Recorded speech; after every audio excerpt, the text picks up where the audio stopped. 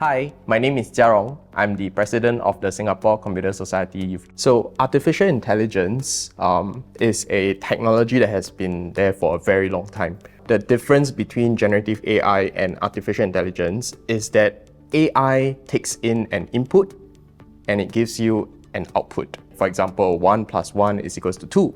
Generative AI is the other way around. What it does is it takes in an output or desired outcome and it gives you the potential inputs that you can have.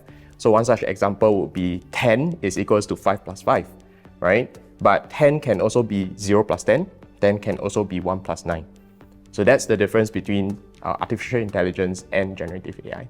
Generative AI has transformed the way humans interact with computers.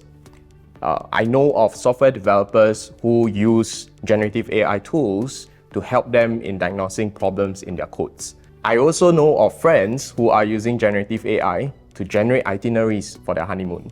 As an employer myself, I hire software developers. And one of the questions that I asked way back was, can you code?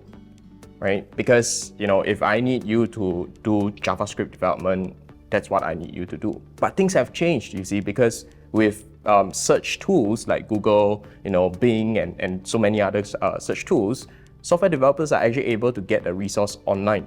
So then we shifted that question to saying that, can you search properly? Today, with generative AI, things are very different because, with generative AI, you are able to get the result that you need. But the question that we ask today is, are you able to ask the generative AI tools the right questions? How it works, right, with generative AI is that depending on the prompts that you actually ask, the results will be different. So for example, if you're asking a question on, how do I build a website?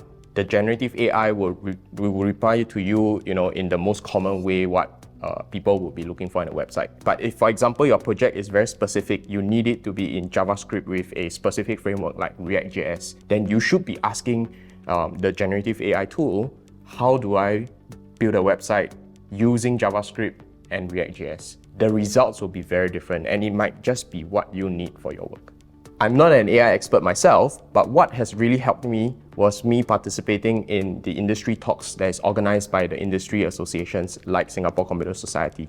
You can also consider taking up courses to learn how the professionals are actually applying generative AIs or artificial intelligence in their day-to-day lives, and this will help you to stay ahead of the curve and remain competitive. I use generative AI to enhance my communication skills with my customers, my partners, as well as my fellow volunteers. I would encourage you to look at how generative AI can plug some of the gaps or optimize your day-to-day, as a software developer.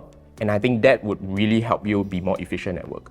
So as an IT student in Kaplan, they are able to benefit in 3 key areas. Professional development. Singapore Computer Society has professional certifications and 220 career mentors that will be able to guide you along the way in your career journey. Connectivity and networking. Singapore Computer Society organizes an average of 2.6 events per week across chapters in the areas like cybersecurity, artificial intelligence, as well as cloud computing. This will give you a great opportunity to meet with experts as well as our industry leaders. And finally, digital resources. Singapore Computer Society has a treasure trove of articles and videos that they can actually leverage on or read and view to learn more about what's happening in the industry. We welcome you at Singapore Computer Society. See you!